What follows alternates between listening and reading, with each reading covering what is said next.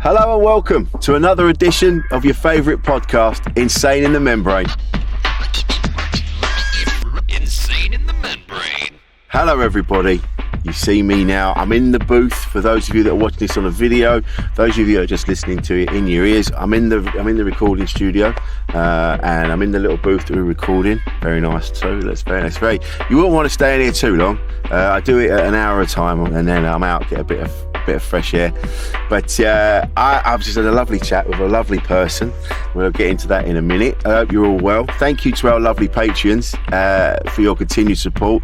We really appreciate that. Thank you so much. Thank you to all the lovely messages I've been getting as well from everybody. Honestly, it's so lovely that we know that you let us know that you're listening. It's really nice to know that what we're doing actually helps you. Joel Garner sent me a lovely message. Really appreciate that, mate. Thank you so much. I'm glad we could help. And that's why we do it. Like I say this all the time. I want people to feel better. I want people to feel like they're not on their own.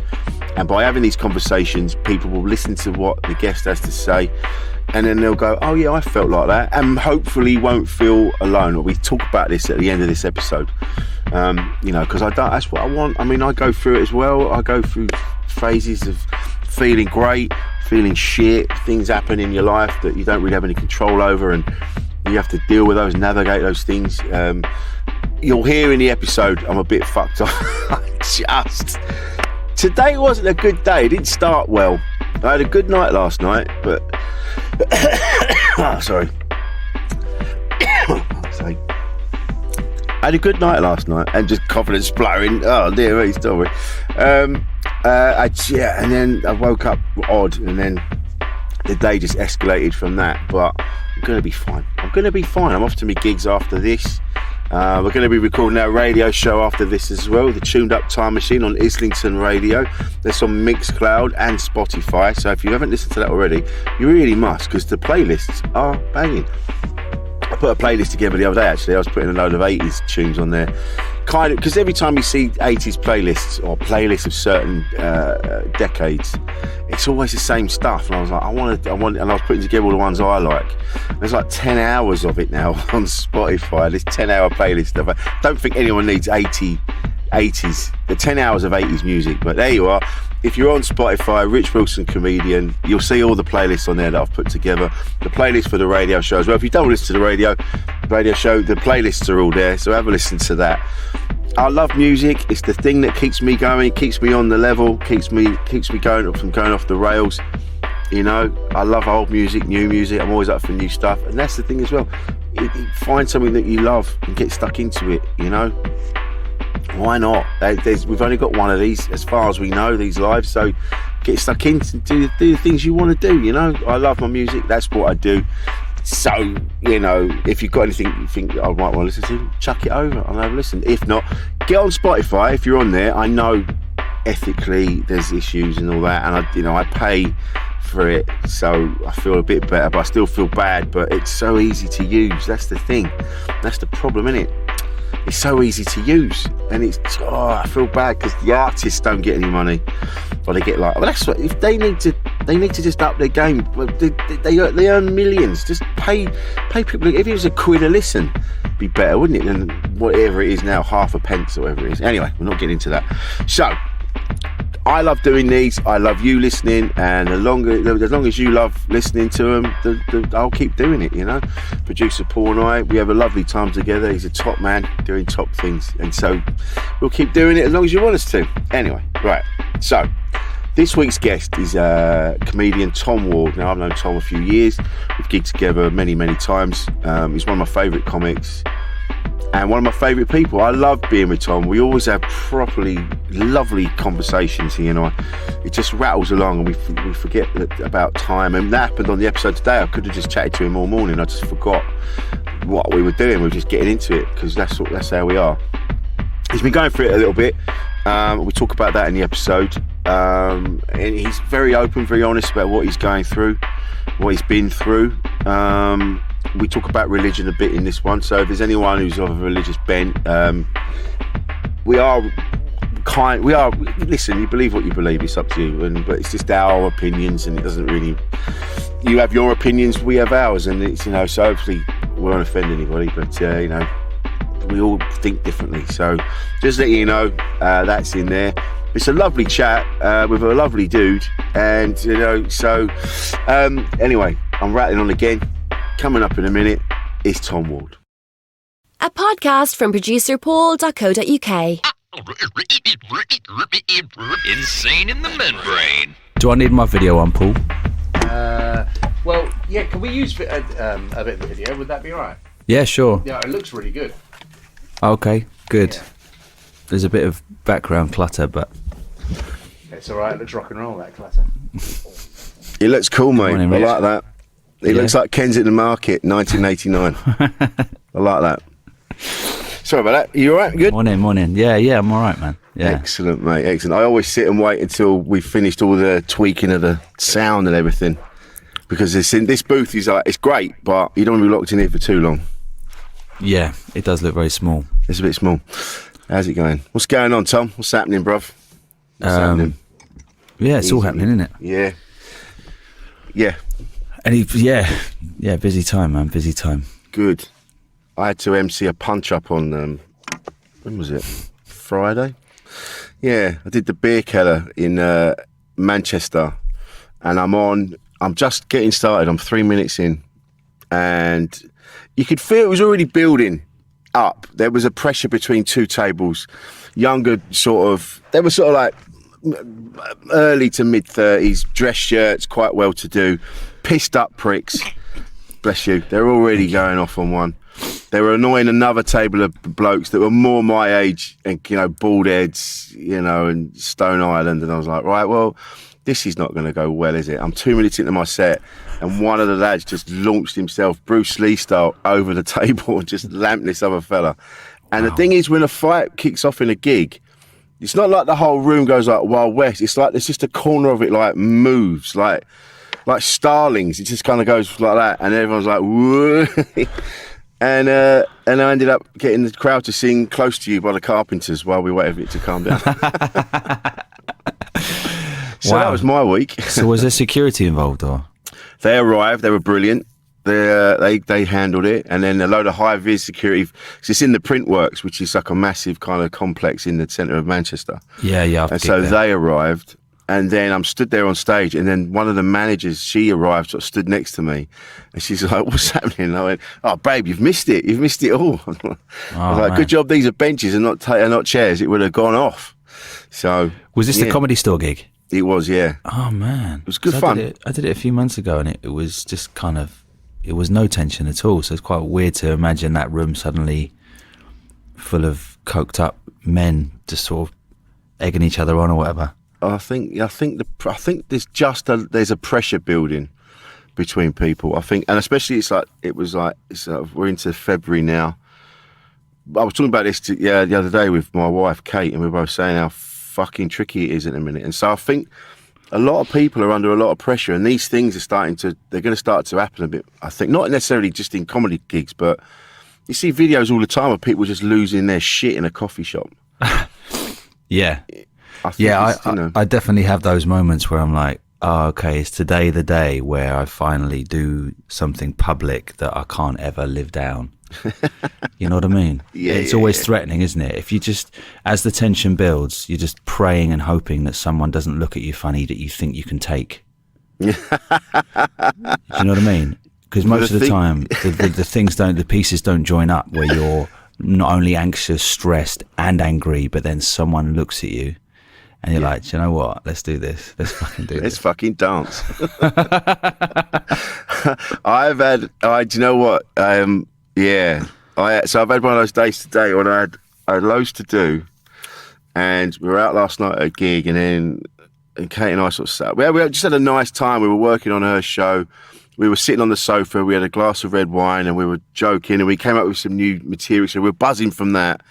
And we're like, right, we better go to bed. And I woke up at like 5 a.m. just panicking.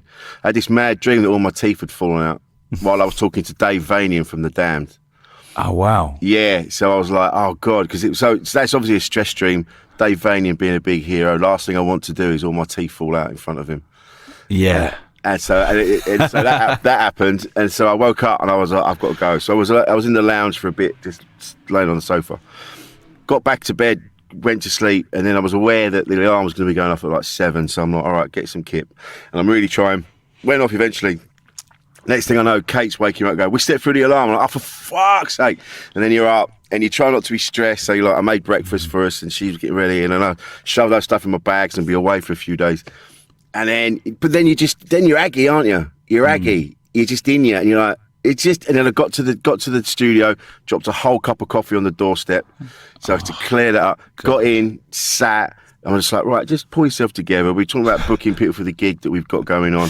Flicked open my phone and someone has shared something with someone that I just don't want to fucking see right now. And I'm like, you fucking fuck this universe, man. Yeah. So yeah, it's one of those when how does the universe know? Yeah. And you can, and it just builds and builds, and you're walking through the day going, right, okay, the computer game is not on my side today. Every level, you're on a platform game, and every level there's some new fucking monster coming at you that you don't know how to negotiate. I think that's a bit like when you meet, when someone comes around your house and they've come from outside and they've got the weather all over their vibe. They come home and they come in the room and they're like pink cheeks and their hair's smell like burnt. the weather. Yeah, they've got a cold face when you give them a kiss, and they're kind of agitated by the outside world. I feel like that's the emotional version of that is what you're talking about. When you meet people and they're carrying the previous moment they were in, or a lifetime of agitations or pains that they haven't quite processed, so they bring it into the room with them, and you're like, oh, you're carrying a lot, aren't you? You're not really here with me. You're kind of like, back there still. You've still got all this shit in your system that you're kind of that you haven't found a way to shit out. And so it's just sort of sitting in your blood, and you bring it into every conversation and every room you go into. Yes, it's funny what we lug around.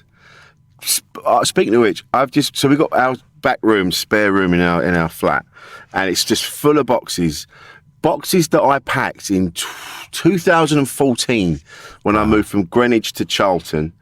And they were still in the back room when I lived there, because I was going to have an office when I lived in Charlton. So it was all boxed up and ready to go in there. Well, are a grown-up, aren't you? I was a grown-up, mate. And then that went tits up. So it ended up, the stuff stayed boxed until I moved. And I moved to Crouch End and Bounds Green, and then moved in with my now ex. And the stuff has stayed boxed that entire time for nearly a decade.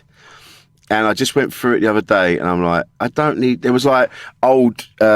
like Uncut and Mojo magazines with Oasis and Paul Weller on the front that I've lugged around since, I don't know when, since the early 2000s. I'm like, I don't need any of these.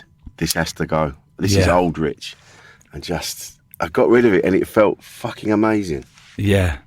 It's weird collecting stuff, isn't it? Holding on to stuff. It's like, what are you waiting for? What's it gonna be? What's it for? Do you know what I mean? Am I gonna come back and just open up the magazines and look at the pictures? Sometimes you just want to hold on to stuff for longer. Yeah. Just because it somehow represents something, or getting rid of it somehow feels symbolic or something. But actually, the thing itself, you don't actually spend any time with. No, but it's the thing that it represents, like you just said, yeah. And I think I was on like a John Peel kind of archive mission. I was like, one day someone's going to go, oh, wow, look at all these things. And no one's going to do that. I used to do this thing which my ex-girlfriend would hate, which was just, it seemed to be on a Sunday night. I'd sit on the floor. I'd open the drawer that I had for me at her house and take out all the things I had in it, put them all around me. Just look at them all and then put them back. What was the thinking there? Was it like a comfort thing? Yeah, just to be aware of what's mine, just to count it all. Just to, feel the presence of all my things, and then away they went. But I feel like as you get older as a man, I think particularly you got to be careful of collecting things and being obsessed with the sort of having them. It's like that collector's pride, isn't it? Yeah. Right, I've got the full set there. I've got all the damn vinyl, and I've got them on CD now as well, and I'm looking to collect all the albums I've already got on CD and vinyl, on tape as well. Yeah. And the mini discs. I've started a mini disc collection of interviews with the Dan, which I already have as well. So that's what the upstairs loft is for, and I'm archiving that at the moment. So me and my wife aren't making love much at this time. There isn't time to make love, Sandy. I'm archiving. I've got a day of archiving, babes. Yeah, I don't know what it's. I don't know why I'm doing it, but it makes me feel calm. I think it might go back to sort of legacy. You know, you read stories in the news and they go, this guy died and we went into his house and we found all this stuff, and it's and you go, that's not going to happen. They're going to just throw it all away. He wasn't a man of substance, but he was a man of stuff. Yeah. And I think it's an older thing as well. You start, like you've just said, like what is important, what isn't. So my vinyl, very important. That's never going anywhere. But things like books, I suddenly realised, I was like, yeah, I've got all these books and I'm reading them and I'm enjoying them. But then once they're done, really they're just on the side for when people come around and they go, oh, you've read that. That's and you're literally. That's just you, your cock out, going, look, I've read all these. Chomsky, yeah, of course I have. You know, yeah, of course I've read the blurb on the back. Yeah, because I've 3 pages in, I got it. I didn't need to read the rest. It's quite wordy. It's not one of those easy access books. Yeah. It's not written for the man on the street. There's nothing layman's about it. But I'm going to get my degree and then I'll come back to it. But all of that, books and things on the sides, is kind of you just showing people when they come and go, this is my personality, this is who I am. I also think they're a nice reminder of the because a book is such an intense thing to do, isn't it? It's like a whole world that you're in. Yeah. And it's like your little private world. And I like to keep them just so I can glance up and go, oh yeah, that was a nice one. But a lot of the time with books, you don't remember half of it, do you? You don't remember 99% of a book. You can be absolutely engrossed in a book. It can be fiction or non-fiction, it can be reference, it can be psychology, and you're like buzzing. And then you'll maybe pick up 3 lines that then you'll have a new opinion about something or useful that you can say about something. And then the rest of it's just gone. I'm just like, it just doesn't stick. No. I kind of wondered, what's the point? What's the point of fucking reading? Well, I think it goes in somewhere. Yeah. It must change. It changes your vocabulary. It gives you the ideas. And I do know now, because last few years I'd kind of been locked in a state of just sitting and thinking and mulling over shit that I've done in the past and how I can be better. And then I realised that I hated that feeling of feeling shit all the time, and that's what I was doing. I was trapped in that thing. But now I'm reading more. I'm actually going out and walking more and doing more things, thinking more, watching more things. And now I can feel my brain kind of kicking back into gear again. It feels like a rusty bike that's just had some WD-40 squirted on it, It's very nice. It's very soothing, isn't it, to read and to hear something new. Or a new angle on something that you've had a different perspective on your whole life or for a long time, and just to get that, oh wow, yeah, that's a different way of seeing it, and you almost like, it's such a lovely warm feeling of feeling your world shift, and realizing that life isn't constant and you can always change, and that's a nice feeling. It's also nice to read things you already believe and go, yeah, that's locked in now. Someone else has said it. So that's a fact. That's a fact. That's it now. Good. Yes. Yeah. My opinion is solid. That's not going anywhere. Until you speak to the next person and go, actually, that's not a bad take on it. I hadn't thought of it that way before. Yeah, I really tell you what, I find it annoying is, when you're trying to get on the health tip, and then someone will say, oh, you know what you need. And so you get on that, and then someone will say, oh, no, that only works if you take it with this. So you've got to then start source some fucking pineapple extract, otherwise the NAC doesn't go down properly. And your whole life is just a constant thing of people saying what you need and how this system works and how the brain works. And, oh, that pill's actually a placebo. So anything you feel on that is actually just your brain making it up. Oh, right. Oh, good. 4 years I was on that. Oh, brilliant. Well, fair play to my brain for making me come up every morning at 11 o'clock when I took the pill. Do you know what I feel like sometimes? Like when you see in films, there's like a passageway and the person's running down it and there's all these hands coming out of it. You ever seen that in a film somewhere? I feel like that sometimes, walking through life, and it's just these hands just coming out going, you need this, you need that. Give me your money, give me this, give me that. And I'm just like, fucking hell, can everyone just chill out a bit? As I'm running down this, like Indiana Jones. Yeah, there's every option you take comes with someone or something saying, oh, no, that's been discredited now. Yes. What you need is this. There's a new book which has actually discredited that whole school of psychology and approach to life. There's a new thing we're all doing. And it's all been debunked. I remember watching those fucking films. I can't remember what they're bloody called now.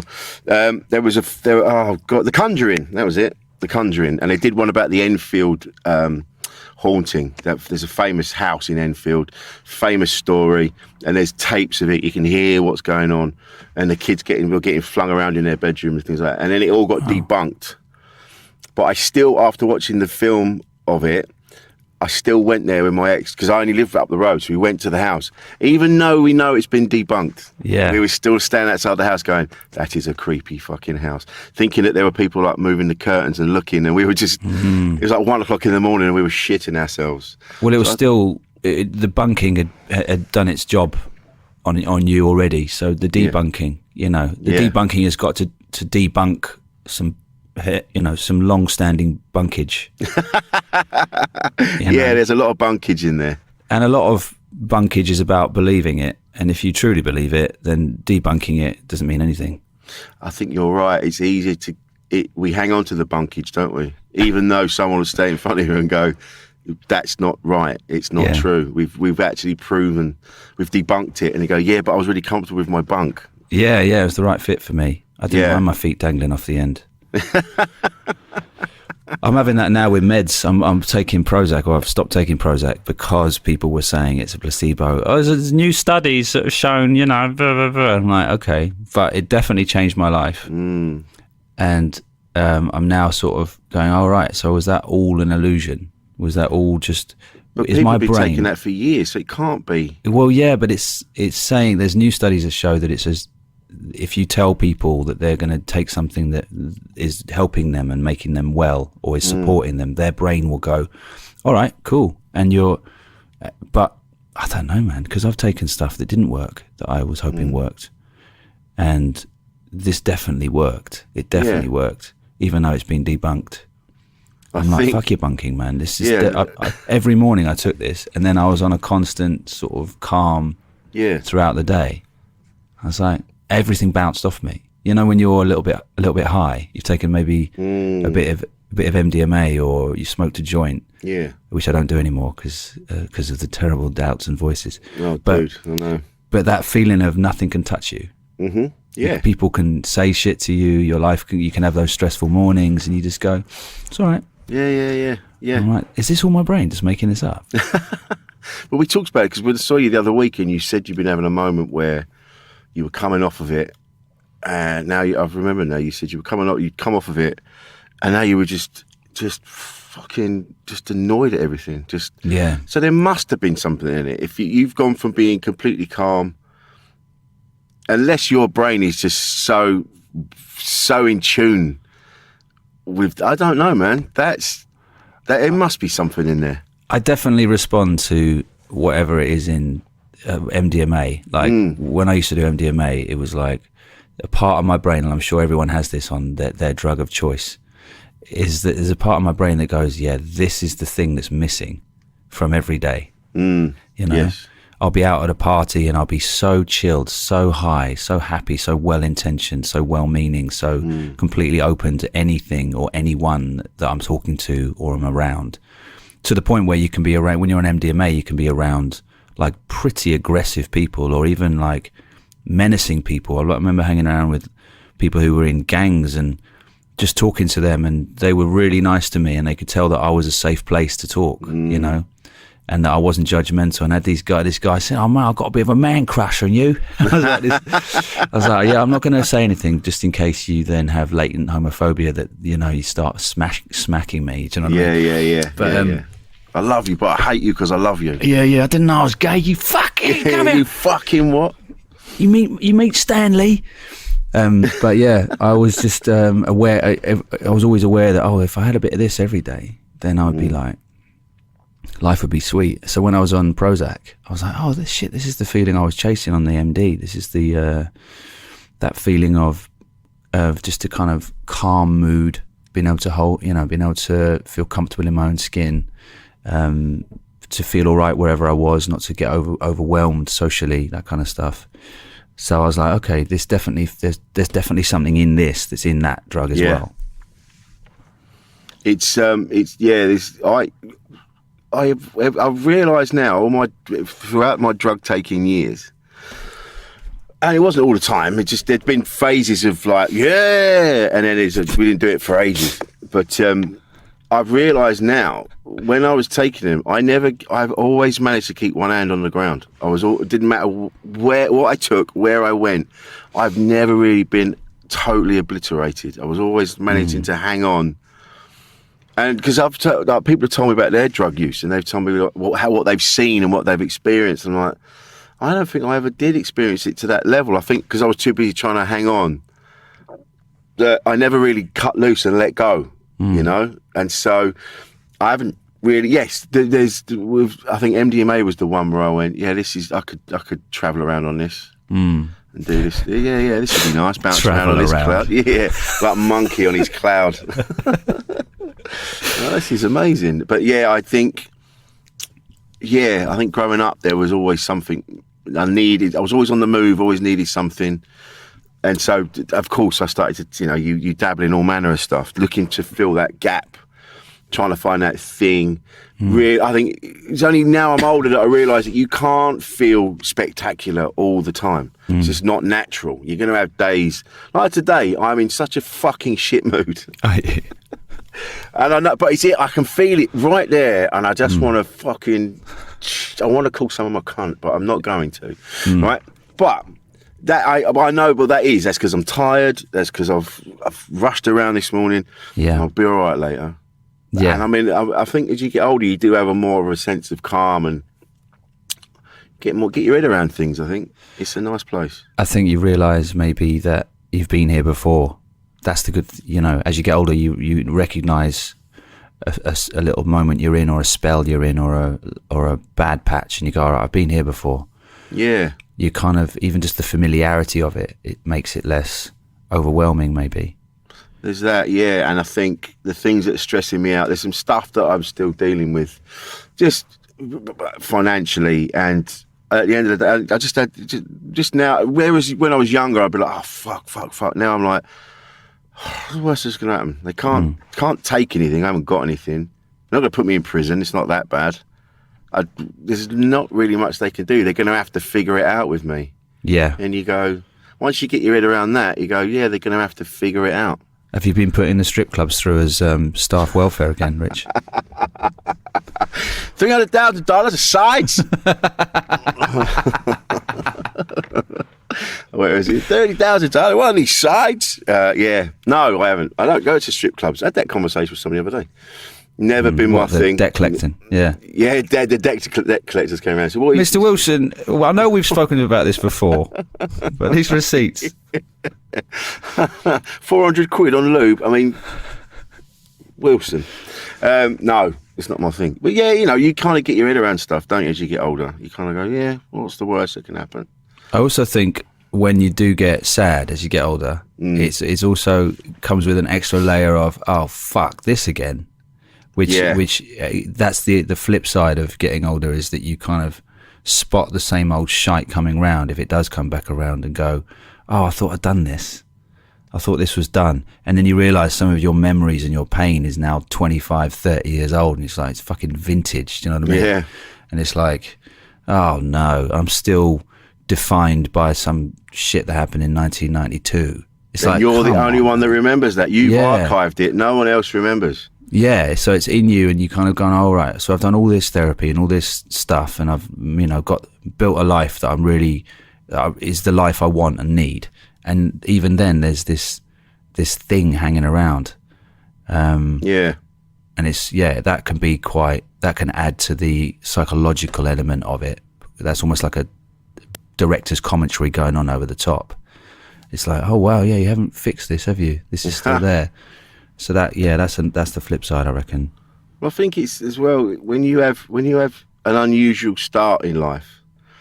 Like my parents, you know, they weren't rich, but we didn't have a lot of money, but it wasn't shit, and they did their best, and there's bits and bobs that could have been better, but you know, that's the same with everybody. But I think there's some people that when you have such an unusual start to life, then it's very difficult to kind of to build what you want, because you have a weird sense of what reality is. Do you know what I mean? Yeah. And I think, because I know you had an unusual sort of beginning, and that must have been hard to kind of get your head around and then go, right, you're sort of out the other side, and you're right, what happens now? What happened? How do I build on this? Yeah, or how does any of this work? Yeah, you come out into the world and go, right, how do you make friends? How does the basic mechanics of this work? Yeah, that must have been frightening, to be honest. Yeah, I think because it was religious religious stuff coming at me from a young age. So I think that done in concentrated doses and with a kind of fervor is very anti-life. It's kind of designed to distance you from life. Yeah. To make you doubt your own instincts, impulses, desires, to kind of look down on everyone else who isn't Christian, see them as lost, sinful. So you're spending your childhood years trying to save people's souls, and that's not really good for banter when you're 10. No, and that's not your job either. That's you're supposed to be. My dad's job. You fucking do it. You fucking do it. Yeah. But that's the thing, and it seems to be when in these religious things, especially extremes of anything, but extremes of religion, your life isn't yours. Your life is you're a servant to the God that you're supposedly you're all disposable, really. You're on a mission. And I think life shouldn't be that for a kid. I think, you need that time to experiment and to find yourself and to work out what your limits are, what your boundaries are, what your tastes are, who you are, what you want to do with your life. But if you're being told from a young age that essentially anything you want to do is really second, it's secondary to the bigger plan, and there's bigger stuff to worry about than what you want. When you're 10, you want really nice trainers. That's one of the main things. You want the Nike Air Max. You want the main thing. You want the Jordans. What your mates have got, yeah. You want to look cool. You want to have fun. You want to watch the movies that are out. But you're being told that it's materialism and sinful and worshipping false idols, and that the messaging in the movies and music you're watching and listening to is actually kind of perpetuating a sinful lifestyle, or has been sort of infiltrated by the devil. You end up just going, all right, well, there's fuck all I can do really with joy. And that actually going to church wasn't fun either. That's dry as hell when you're 10. Yeah. I think that's the thing as well. If they made it fun, you'd kind of be more inclined. Like, look at gospel churches, look incredible. I can totally see why people go into that and get caught up in it, because it just, the energy and the vibe and the love in the room, it's next level. You go, yeah, of course. But then you've got Christianity and other Catholicism, and it's all about punishment and silence, and you should just be devoted to your Lord, and you should be just sitting in the corner, staring at the wall, just praying and reading your Bible and all that. And you go, why? Give me this? If you gave me this precious thing called life, why have I got to do it staring at a wall, just thinking about you arrogant piece of shit? Yeah, it's not celebratory, is it? No. The Baptist thing that you're talking about, I particularly feel like in the African element of it really gets that as well. And when you see it in England, there is that joyful quality, and it's like, oh, you're celebrating Jesus, you're celebrating life, you're celebrating being saved, you're celebrating the earth, all the things that you would want if you think that you've been saved. Well, why aren't you dancing? And then bring that joy to the world, because surely that's going to be more contagious and more compelling to people than some miserable fuck wearing a suit who's frowning at you and giving you a leaflet. Yeah. Who wants to go to that church? You'll only recruit people that are lost, sad, lonely. You won't recruit. You could open up a whole world just by being the thing you want people to become. Yeah. But yeah, it's very sullen. Like the Christian church, there's a lot of kind of just duty bound, heavy hearted people just ticking the boxes of behaviour, rather than actually living the experience, living the love that they talk of. Jesus, God is love. It's like, yeah, but you're miserable. Yeah, and you're dry. You look like a raisin. You know what I mean? You just look like you look like deflated. Yeah, you don't look like you're enjoying this at all, and you're taking it out on me. Yeah, you're going, you're not giving enough, you're not doing enough. And you're like, no, but it's just you're just sad. And so I'm now, as you do. I remember being at secondary school, and I've said this before, everybody was getting bullied on different levels. So the bullies at the top were bullying, they were bullying, and then the bullies people were getting bullied were bullying other people. I got bullied, so I bullied someone else. It was awful, and that's because we were all miserable. And I think it's so unhealthy. I mean, believe what you want to believe. If that, I'm not knocking that, but don't be a cunt about it. Jesus Christ. I think it's when there's an evangelical element, because there is with Christianity, and there is with you see it now with social justice. There's a sense that they're on a mission. Sorry about the noise. I think someone's doing some drilling next door. I don't know if you're picking that up. Paul might be able to do some wizardry. Sure, but there's a sense that they're on a mission. They have a world that they need to save, and when that's the rhetoric, it does make it more invasive, because they've got to save the world. Yeah. So if you're a Christian, you believe that the world is lost and Jesus is going to come back, and those who aren't saved will go to hell, and that's a heavy thing to hold. And you see it with social justice people. They are trying to build to this beautiful world where everyone is represented and we're all equal and there's no injustice. And why would you doubt that? Why would you not want to do that? And here's the ways we can do it. And why aren't you willing? You're not willing to do it. And here's, I'm offering you some guidelines on how to be a better person, to change the world, to build to this future, and you're not willing. And you can see that people get crazy because they think they have the solution to this problem, and this is the way it needs to be done. And if you're against it, it puts their back up or makes them crazy or makes them sad, because they feel that you're basically saying, no, I don't think that's the world that we should have, or no, I'm not into that change. But it's actually just they have a different way of doing things. They have a different way of building that world that they want. Yeah. It must have been when you're in it as well. You obviously, I mean, I don't know how it ended. Was it, did you make a choice, or did something happen and you came away from the church? Gradually, just a restlessness between about 11 and 15, and then finally 15 I stopped. But yeah, it was a lot of arguing on Sunday morning, and my dad threatening me and trying everything, threatening me with hell and just anything he could, and telling me that I had to go because he was the grown up. And eventually, you get 13, 14, and you can't really force a kid out of a building. No.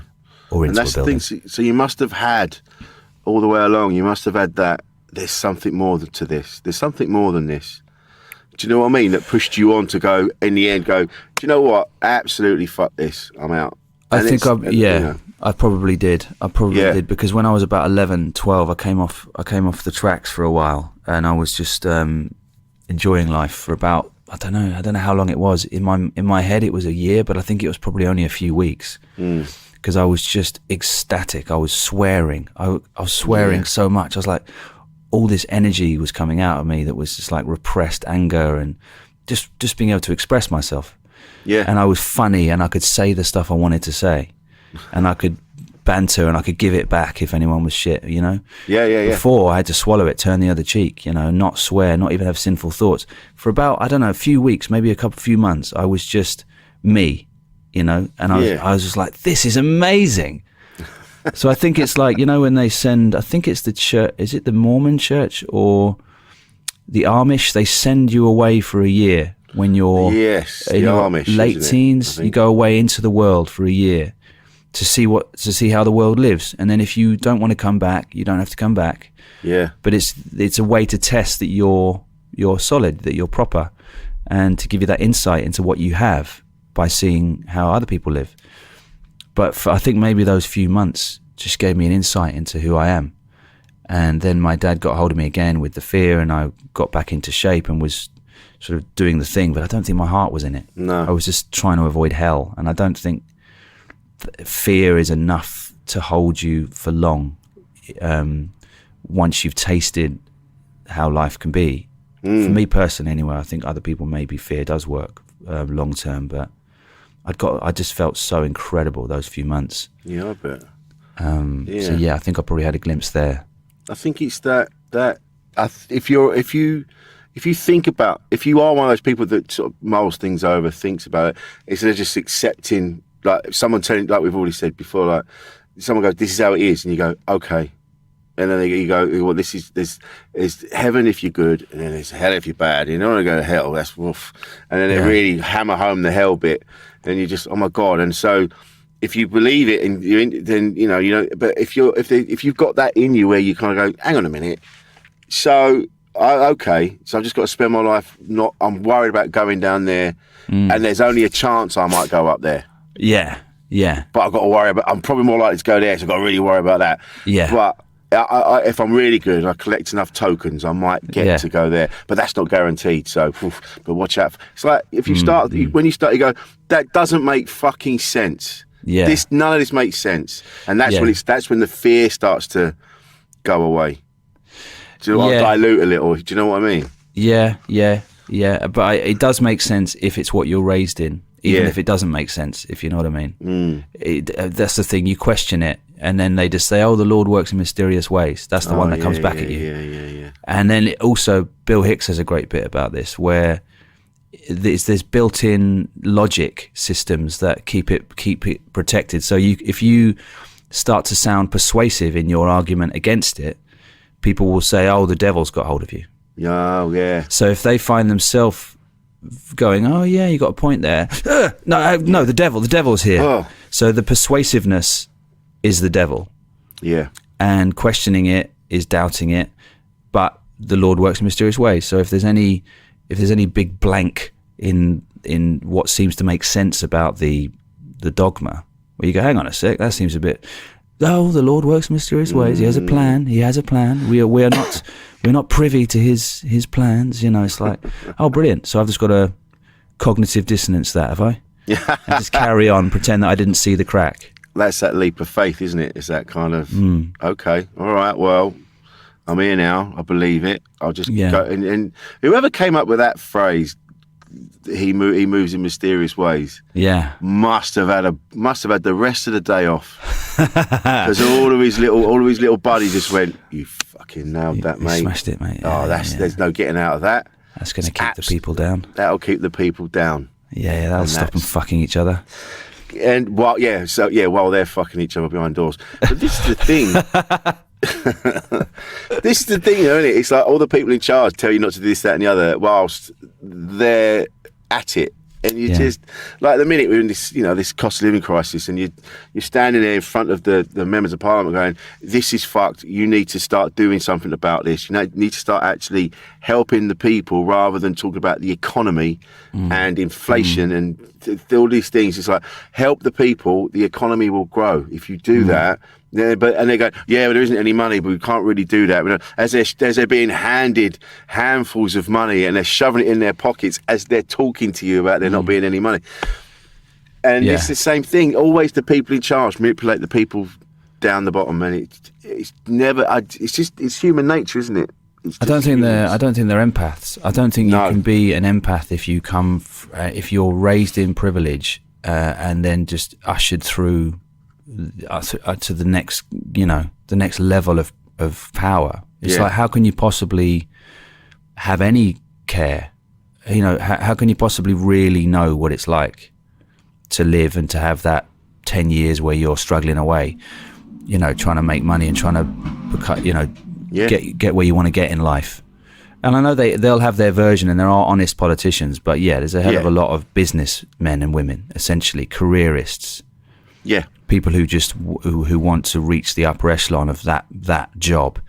It's not really about changing the world or reaching people or touching lives or soothing the pain of the everyman. No, of course not. You know, and it's like, if you've been through shit and you've had to, you know, work to get where you've got, and it's been hard, it just builds empathy, doesn't it? It just makes you appreciate what you have, and you don't talk down to people who service staff, and you just know, you know what I mean? It's just, so yeah, you're dealing with people who just haven't really got life experience.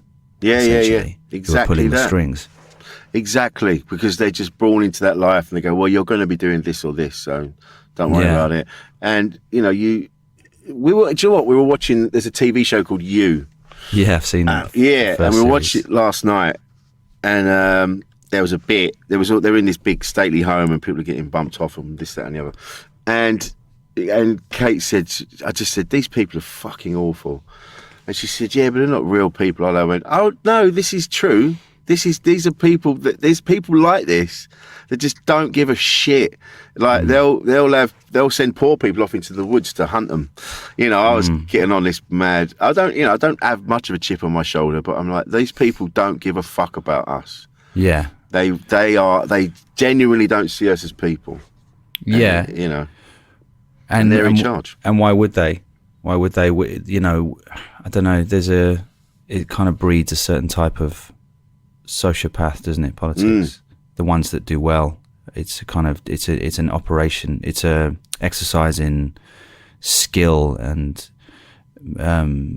sort of manipulation and using the right words at the right time and using, you know, good suits and a way of talking and you know, it's all kind of learned, and we're just so desperate to hear someone that sounds like they know what they're doing. Yeah, we go, all right, well, he seems better than the last one. You know, he sounds sure. And we go, all right, that's fine. And we just keep trusting it. I would have been really interested to know what would happen if Corbyn had got in. Oh, God, yeah. That would have been would it have been different? Would he have changed? Would he have been corrupted? This is the thing, isn't it? Would he have started a war? You'd be like, Jeremy, what are you doing? Jez, mate, what happened? Mate. He comes walking in with like this mad, expensive Armani tracksuit. He's banging around. Like, oh my God, he's gone completely the other way. This is awful. I think it does seem to be when people get a bit of power in our industry as well. It seems to be that people, when they get up to a certain level, they do get a bit corrupted by it. I think in all walks of life, when you get to a level of, say, importance, you get a bit up yourself, and you do start to do things, and then you get that buzz of I can't let this go. I need this now, and so you go all out. And I'm not saying this is everybody. This is one or two people, but you kind of that fight. Then they start to fight to keep hold of the power that they've got. Yeah. And then they just become so incensed and like, I must have this at all costs. And yes, and that's when it gets shit.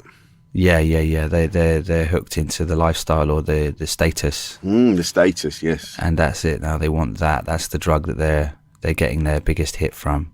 Yeah. So they just that's very true.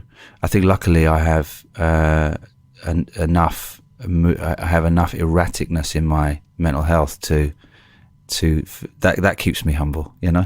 It's like I'm only a day away from my own system calling me a piece of shit, so it doesn't really touch the sides. If any success is like, okay, great, I've done that show now, and then a week later, you're a sack of piss, you know what I mean? Look at you, what are you doing? Still living in a house share? It's like there's always something, isn't there? There's always I've never coasted to that next level when it comes to this job of feeling kind of I don't know. I just don't think I don't think it would sit well with me. And I think if you want to go into the mainstream, I think you have to be able to sort of live in that weird world of the artificial. And you watch primetime TV and you see the guys going through and you're like, okay, great, but I kind of go, right, well, you're in this kind of glossy world with studio audiences, which I hate and I can't bear. And a lot of the time I've done TV, I've really cringed at how contrived it is when you're in it. Yeah. You know, where they're like, okay, we're going to do that one again. And Tom, can we get you to repeat that line? And can we get you to react to something that's just happened, but it hasn't happened yet? We're going to use it later. So I'm having to react to something that hasn't happened yet that they're going to cut into the edit. And all right, we're going to get that walk on again and roll the dry ice. You know, all that stuff is like, oh, I don't know. This is not what I enjoy. But No. if you can live with all that, the gloss and the basic the fact that it's a product that's being sold to people sitting on their asses at home going, well, this is entertaining. If you can live with that and you can wear the suit and you can do your persona on tap, then you can have great success. But I think I'm really bad at all of those things. And I'm not saying, I'm really real. I'm just saying I can't keep up a performance that's very consistent. Yeah. So if I have to be primetime gloss, I think I'd probably start being a bit shitty after episode 1. Right. Start saying things that reveal my actual opinions about the structure of power and the nature of fame, and you know, this sort of dumb entertainment that people bloat out on and waste their lives watching. Do you know what I mean? I couldn't help it. It's yes, I know what you mean. I mean, I see it as, because I used to be the same. And now I'm like, do you know what? You know, you can do these things, and if you do all right on them, then that means at some point you'll get to do the things you really want to do. Yeah. But you have to get into the spotlight first, not the spotlight, but you have to get on a level. So then people go, right, okay, what have you got any ideas? And you go, actually, yes, I do. And I have these ideas. Yes. Yeah, because you're doing X Factor, aren't you? I will talk about that off this. I've been told. Okay. All right. Cool. I got told off, not by them, but by someone else. It's yeah. I would like, well, yeah, because I'm like, I've got ideas, and I'm like, you got to give me a little bit of I just need my profile raised a bit, and then I'll be able to do these things I want to do. I think. I hear you. And that's it. And I think that's it. You got to. We are very much, yes, ambition is a good thing, but I think if ambition keeps making you look away from where you are to the next thing, instead of giving you a moment to go, do you know what? Actually, I'm doing all right. All right. This is nice, actually. At the minute, it's a shit day today, but be all right later. But I'm having a nice time. I've got a lovely, beautiful wife who's very funny. I've got lovely friends around me. I'm all right. I'm all right. So I got to keep looking at that and go, yes, right. And there's things that are coming along, and I'm like, oh, that'd be cool. Yeah. And I say that as someone who's done that thing where I'm like, oh fuck, why am I not doing that? Why am I not there? And that just hurts you. You're just getting in your own way, and you give that energy off into the universe, and then people are like, oh, he's a bit off. Yeah. I don't know, there's something about him, and they don't want to work with you, or I don't want to do things with you. Yeah. So I think trying to find that kind of an inner peace, which I know that sounds wank, but no, that's really true, because it's the ambition becoming the drive. Is completely, it's missing the point almost, isn't it? It's like ambition is part of the drive. Yeah. You have the things you want to do, but as you say, if the ambition itself becomes the driving force of all of it, then you're kind of caught in the coldest element of it. Yeah. Yeah. And taking stock and being appreciative is really important. And it's ideally you're aligning, accepting where you are in your life and what your progress is. Yeah. You know, with your ambition, sort of aligning the two together. But that's why social media is so dangerous, because as you say, glance down, you're fucked off for about a week. Someone's grinning face holding up some trophy or smirking with some celebrity that they've, asked for a picture with. And it's like, it just puts you in a bad mood, doesn't it? And you're like, and then it makes you doubt your own progress. You think, oh, fuck. Then you sort of think you have to sort of paddle faster and work harder. And it's like, no, you've got your pacing. You've got your way of doing things. Exactly. And you are where you need to be, my mate Alan says. This moment is perfect. You are always exactly where you need to be. This is the thing when people say, do you like regrets and things like that? I go, I look back and there's people I've upset recently actually, but I just had to make a decision, and unfortunately that decision upset a couple of people, and I'm like, but I wasn't being a cunt, I just needed to make those decisions. There's going to be people in your past that you've upset, hopefully they'll later on, they'll, after everything's sort of settled down, they go, all right, I get it. It upset me, but I get it. Wasn't as bad as all that, but you know, I think you have to just, like you say, take stock. Don't let the ambition become the drive, because then you're on a runaway train that you'll never be able to stop, and then suddenly you're in the fucking ditches. Yeah. I think capitalism wins in that. You know, it's like you're just caught in that in that system of status, and if it does come crashing down, you know, it's extremely painful to suddenly face yourself and have no self-respect that isn't derived from success or from what your last project was. Yeah, you know, if your whole sense of self is based on your profile or your size of your house, it's a very vulnerable place to be. Yeah. And people like that are incredibly boring to hang around with, because they don't really want to have a chat, because that's too dangerous. They can't afford to start dismantling it because they believe in it. You know, you hang around with materialists, pure materialists. It's just so boring. It's just like, why are you so obsessed with all this shit? Yeah, I got the latest telly, I got the latest this, got the latest that, and you're like, yeah, but why? But also, your neighbour has exactly the same stuff. Is this about the stuff, or is it about making sure that you have the same stuff as your neighbour, so they know you're doing all right? It's like, status. You're so caught in a particular version of it. It's like, mate, just fucking drop it. Let some people think you're a loser. It's all right. I quite enjoy people thinking I'm a loser. It's fun to play with. Yeah. Like, you know, because I look like, sometimes I go up to people and ask them for directions because they don't have a smartphone, or ask them the time, which actually I've got a phone with the time on it, so that's very rare. Excuse me, do you have the time? Do you have a light for my pipe? But yeah, just people look at me as if I'm homeless, and I can see they can't work out whether I'm homeless or whether I'm just a bit scruffy. Right, and for a moment I see that flicker of, what is this guy? What does he want? Yeah, and what's then he about? Yeah, and then they hear my grammar school education voice, and they go, "Oh well, no, he's fine. We'll give him directions. He's eccentric." Yes, he's just unkempt, but there's probably some land in the family.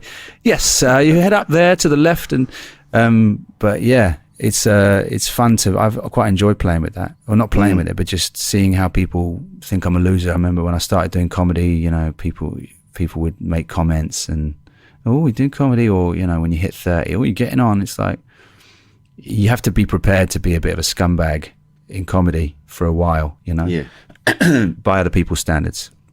I think, again, with age, I'm at a point now where I care less about what people think. I think I'm in a good place where I'm like, no, do you know what? I know I could be a bit of a dick sometimes, but I'm actually fundamentally pretty cool. I'm all right. Do you know what I mean? I've got a nice sense. It's not overly confident, but it's enough where I can kind of see where other people are at. I go, yeah, because I've been there, so I can see why people are saying certain things, why they're behaving in a certain way. I go, yeah, you're just upset and you're insecure because of this, that, and the other. And I say that from someone that's been there. Yeah. So now I'm like, and like getting upset because someone else that I think is a piece of shit is doing well. That's what fucked me off today. I'm like, I know you're a piece of shit. Everyone else knows you're a piece of shit, but look at you.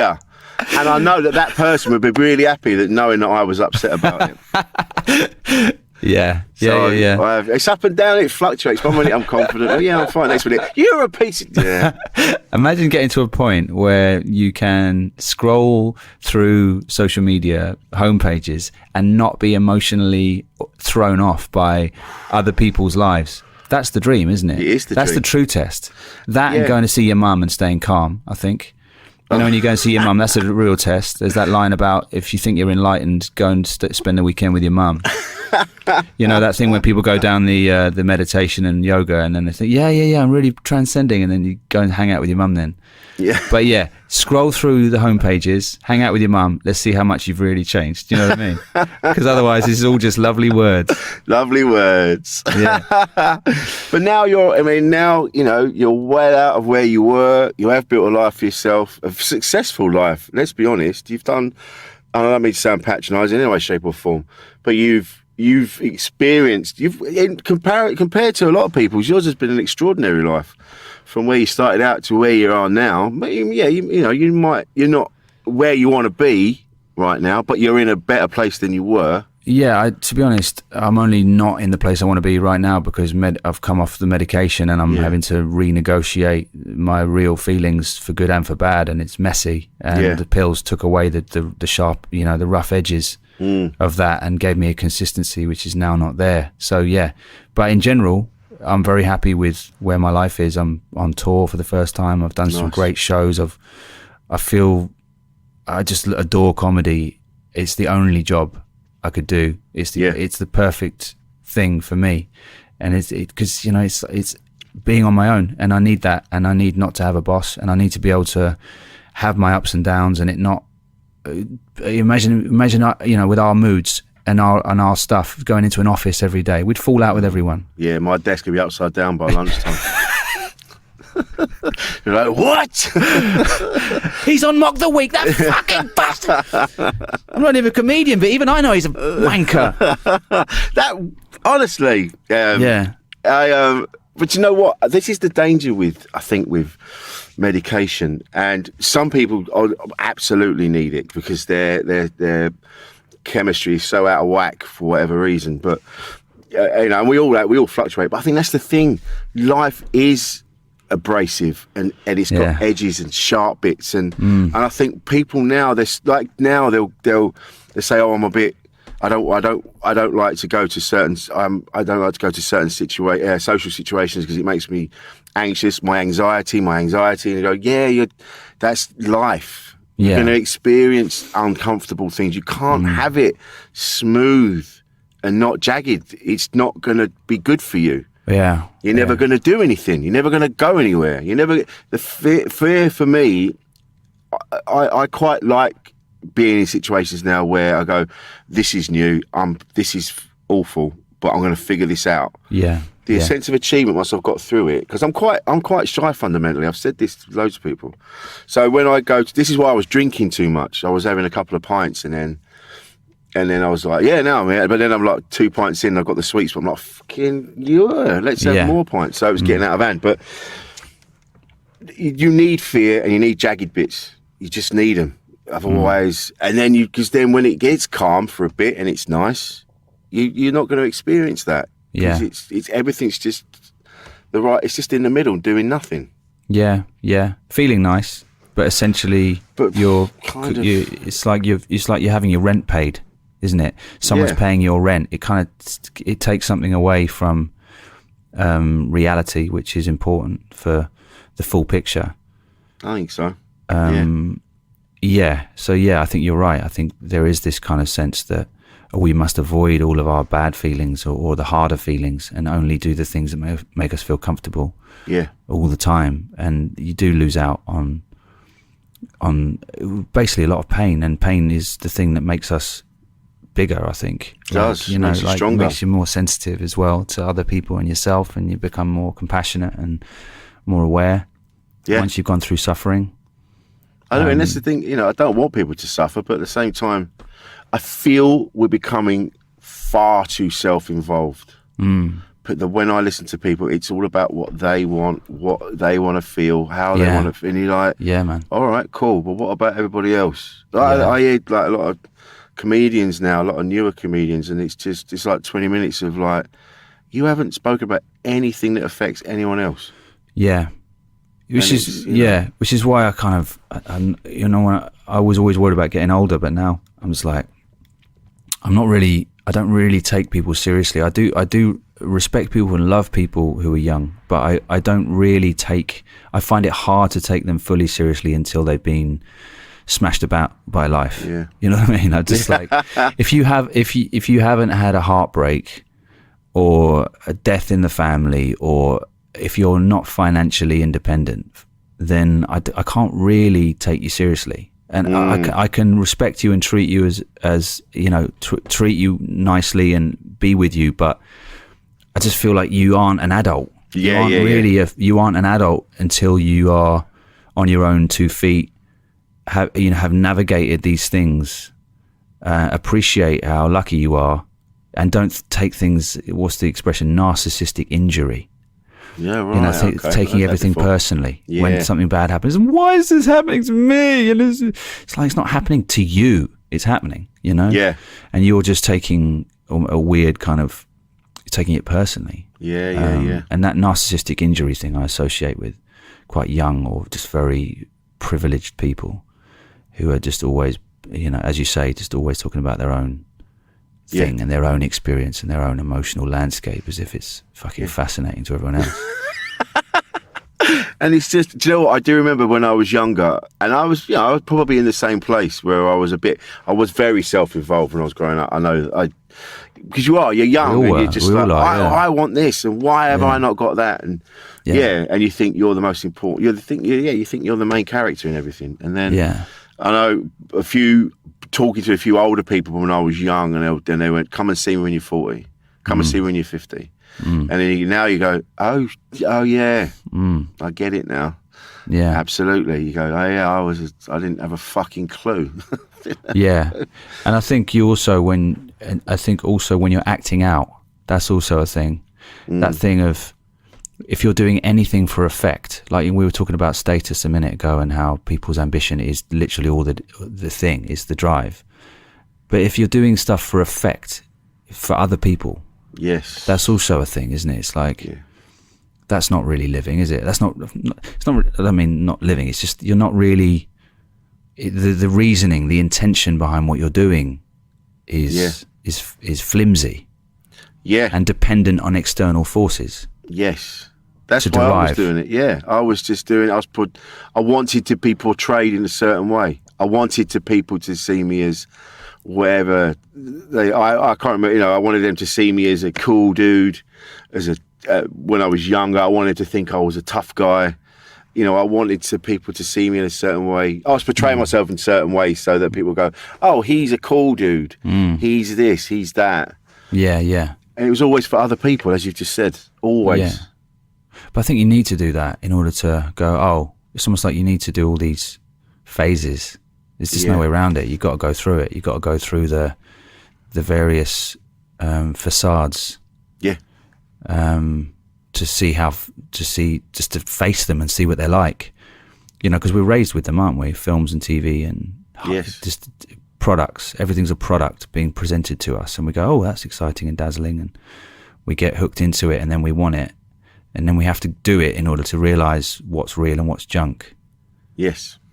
Otherwise we won't learn. And then the problem with religion is that you tell people to transcend things before they've even experienced them, so they can't know for themselves how hollow those things are. They have to just be told to avoid this because it's junk. But you've got a curiosity. You need to go through it first to discover for yourself its value or its worth. Yeah, it's absolutely that. And that's where all the problems stem from. If someone says to you, don't do that, don't experience that, that's a bad thing.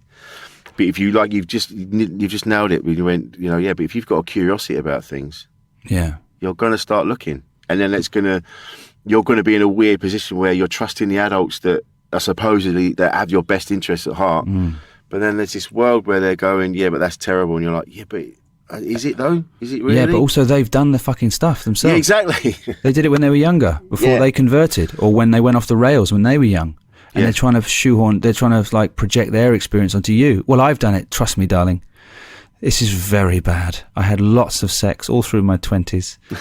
I had some brilliant times, but now I realise it was a sin. And it's what have I done, Dad? Yeah. So you had a good time in the 70s. Why can't I have a good time in the 90s? Yeah. Exactly. You piece of shit. Let me go banging around. You did it. I want exactly. To do it. It's that hypocrisy, isn't it? It is that. It's exactly that. And I think that's just humans as well, and we'll evolve. But that stuff seems to just be ever present, And I don't want to be down on human beings. I'm actually like, it is an amazing thing that we exist in the first place. I was thinking about on the way into work. It's a head fuck though, isn't it? It is a head fuck. Existing. I was driving around like, what the is this just it? It's just what the fuck are we here for? Fuck is the point? I think that's it. I think that's the thing, because human beings always thought we were the centre of the universe and important, and we're not. We don't even, like Tommy Tiernan had this great bit about, he goes, you went to the planetarium and then there was us, and then it came out, and then there was all our galaxy and Milky Way and whatever it was, and then you come out again, there's all these other galaxies, and it comes out again, galaxies, and this other thing goes, it's so infinitely massive. And he goes, no, far from being the centre of everything, he goes, no one knows we're here. He goes, it's so tiny, and I think there is that human beings that are like, we're so important. He goes, no, we're not.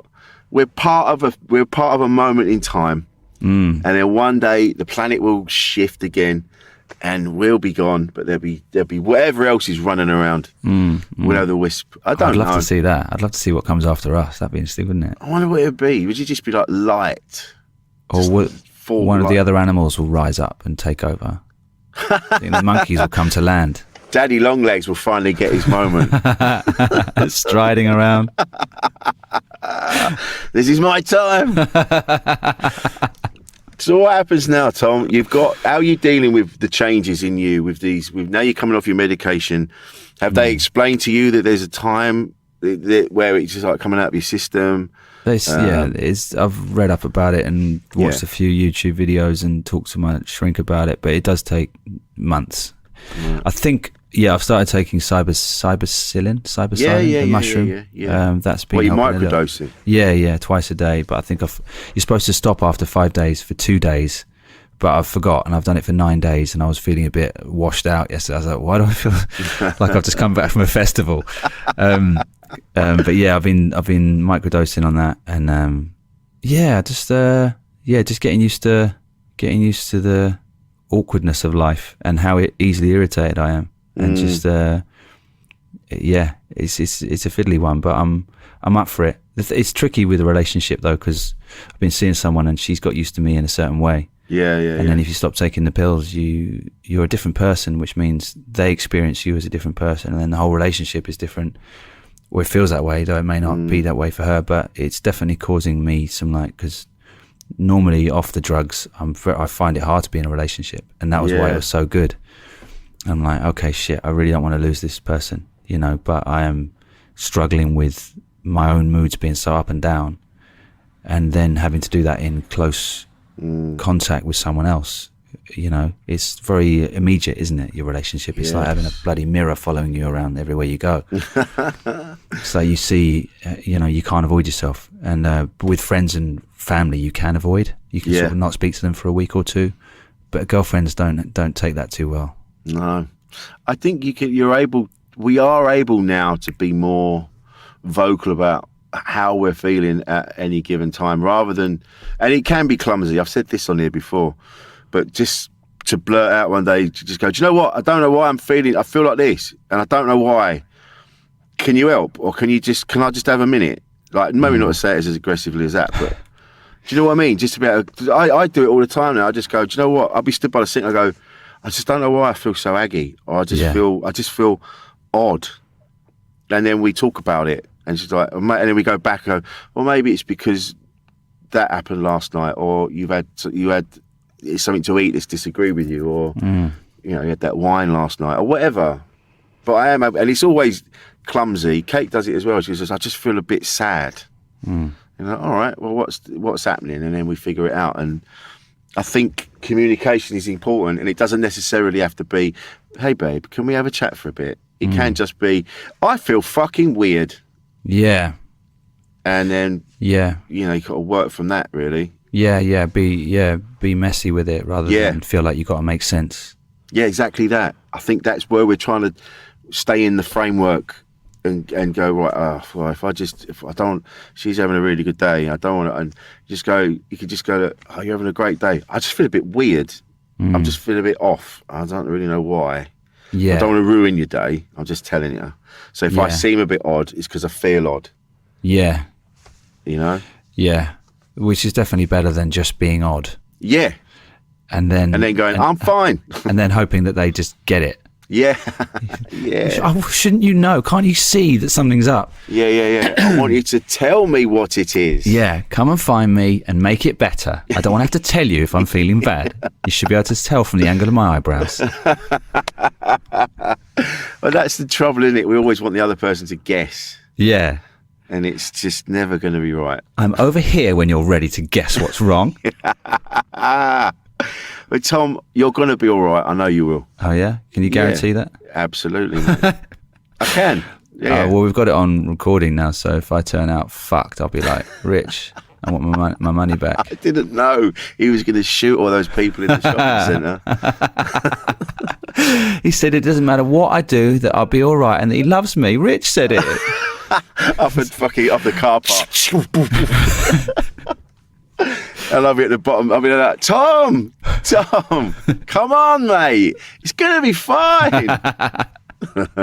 Honestly, mate, you'll be fine. I think it's that.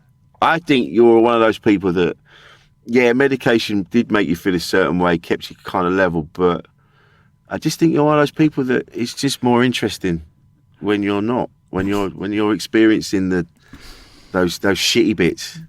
You know? Yeah. I know. I did antidepressants briefly, and it just made me feel. It didn't make me feel it. It was just foggy and nothing. You know, which is what if that's what you're into. Anyone listening, and I'm not knocking that, but me personally, just sometimes I like to feel stuff. Yeah, you're not a foggy guy. No, it's not your brand. No, man. Nothing foggy about old Wilson. Anyway, you're going on tour, Tom. You're on tour? I'm on tour, yeah. Whereabouts? All over? All over. Let me find the deets. Coming back to London in May. We've got 6 more. I don't know when this is going to go out, so we could do multiple takes. We've got 5 more. We've got 4 more. The tour's finished now, actually. But I'll be back on tour. Yeah, we're up till June 2023. Okay. And you can get it all on Tom Ward Comedian on my Instagram. Lovely. It's been great, Tom. I'm glad we did this. We me talked too. about it for a while. Me too. And I was nervous. No, man. This is the thing that people misunderstand. Not the same. That's what you did, but because it's mental health is the jumping off point. People think that it's going to be high pressure, and they've got it. It's like the thing about talking about your mental health or talking about mental health is it doesn't have to be actually about mental health. You talk about things you've dealt with and gone through or are going through, how you're dealing with it, and that is how we get. People just need to know that they're not alone. I say this a lot on here. People, because we get this thing in our head where the thing we're experiencing is just us, like we talked about earlier. When really, we pretty much all of us feel the same way, different times. And that's why these conversations are important, just so people don't feel alone. Yeah. And they go, oh, okay. They don't want someone to suffer, but they go, oh, that's someone else going through that. Oh, that makes me feel better. And that's why we do this. And that's what it's all about. And as I said to you before, Tom, the door is always open when you want to come back, mate. If you want to have another chat later on, see how you get on.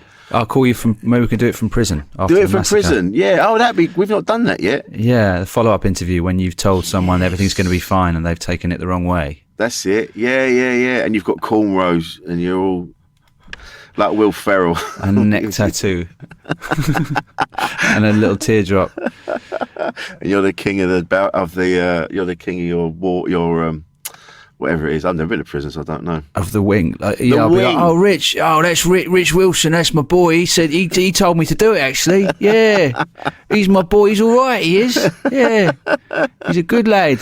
I'm still getting my friends to drop dog shit through his letterbox, but he's a good boy. Tom, this has been great. Thank you so much, mate. Thanks, Rich.